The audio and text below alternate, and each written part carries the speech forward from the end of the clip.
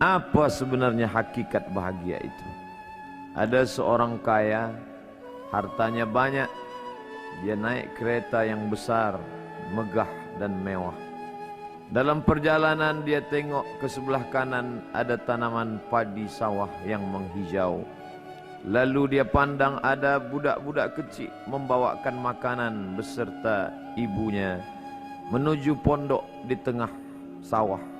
Suami sudah menunggu makanan siang tiba. Apa kata orang kaya dalam kereta?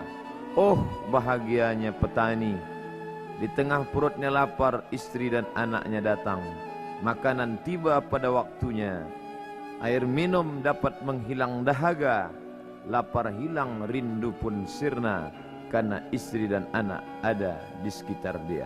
Bahagianya menjadi petani, kata orang kaya dalam kereta.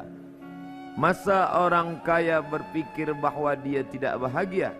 Si petani yang bersama anak di pondok tua itu pula memandang orang kaya di atas kereta. Apa kata dia? Betapa bahagianya orang kaya naik kereta, sedangkan aku hanya duduk di pondok yang tua. Maka pada hakikat dua-duanya tak bahagia. Jadi sebenarnya bahagia itu punya siapa? Oleh sebab itu bila kita baca kitab-kitab, maka makna sa'adah, kebahagiaan, orang yang bahagia sa'id, bahagia adalah insyirahus sadr, ketika hati terasa lapang apapun yang datang. Kalaulah petani yang berada di tempat rumah tua itu hatinya lapang, tentulah dia bahagia. Kalaulah orang kaya dengan kereta yang besar itu hatinya lapang, tentulah dia bahagia. Itulah mengapa Musa alaihi salam di tengah kesusahan hatinya akan melawan ayah angkat bernama Fir'aun. Dia minta hati yang lapang. Kita semua baca doa itu, Rabbi syrahli, lapangkan dadaku. Itulah mengapa kakinya pecah berdarah, giginya patah, pelipisnya pecah, meneteskan darah, tapi dia tersenyum bahagia kerana hatinya lapang. Allah sudah lapangkan hatinya. Apa kata Allah untuk dia? Alam nashrah laka sadrak. Itu beza Muhammad dengan Musa. Musa meminta, Rabbi shrah li sadri wa yassir li amri wahlul 'uqdatam min lisani yafqahu qawli. Sedang Muhammad tidak meminta. Belum meminta, Allah dah bagi pada dia. Apa kata Allah? Alam nashrah laka sadrak wa wada'na anka wizrak alladhi anqadha dhahrak wa rafa'na laka dhikrak. Bila kau dalam keadaan susah, dua kali Allah ulang, fa inna ma'al usri yusra, inna ma'al usri yusra. Hati lapang itulah yang membuat Haji Abdul Malik Karim Amrullah Buya Hamka tersenyum di dalam penjara.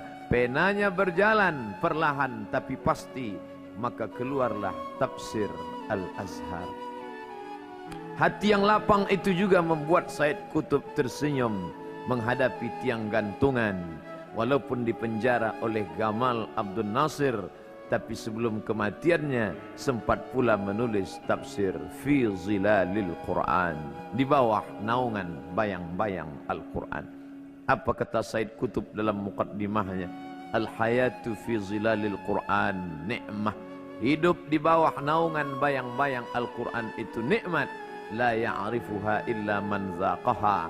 Tidak ada yang boleh mengetahuinya kecuali orang yang pernah merasakannya. Maka bahagia adalah ketika hati terasa lapang. Bila kita nampak raut wajah orang yang tenang cerah, maka ketenangan bukan pada wajahnya. Bila nampak orang melangkahkan kaki dengan tenang penuh wibawa, maka ketenangan bukan pada kakinya. Bila tampak ayunan tangannya tak tergesa-gesa, maka bahagia bukan pada tangannya. Di mana letak bahagia itu? Ala fil jasadi mudghah. Ketahuilah dalam jasad ada segumpal, ada sekepal, ada sesuap. Idza salahat salahal jasadu kulluh. Kalau yang segumpal itu baik, maka yang lain ikut menjadi baik. Wa idza fasadat fasadal jasadu kulluh.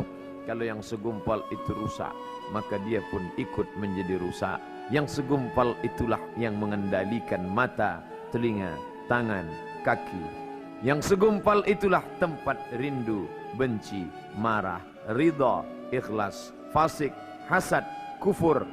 Di sanalah bersemayam rindu dan benci. Maka jangan terlampau benci. Habib habibaka haunamma. Kalau kau sayang, sayanglah secukupnya sahaja. Karena boleh jadi hari ini kau sayang, besok berubah menjadi kebencian. Kalau kau benci, bencilah secukupnya sahaja. Boleh jadi esok pagi dia menjadi orang yang tersayang. Berapa banyak puan-puan berkata, siapa itu? Itulah orang yang dulu paling aku benci. Tapi hari ini masih ada juga benci, tapi tak banyak.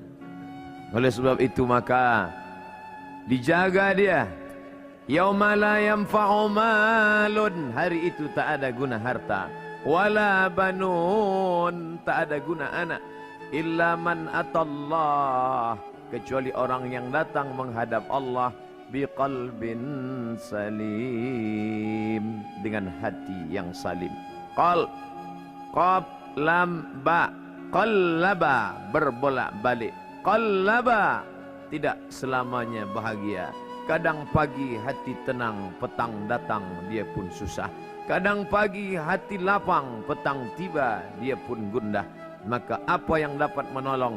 Ala bizikrillah, ketahuilah dengan banyak menyebut mengingat Allah, tatmainnul qulub, maka hati akan menjadi lapang. Qalbul mu'min baina asabi'ir rahman, hati orang beriman berada di antara jari jemari kuasa Rahman.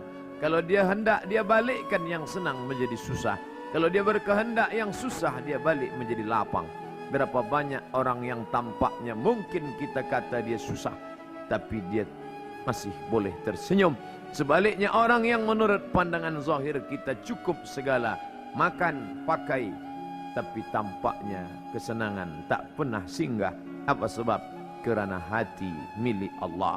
Dia ada dalam diri kita, tapi dia bukan punya kita. Lillahi ma fis samawati wa ma fil ard. Apa di langit, apa di bumi, milik Allah. Balikkan kepada Allah.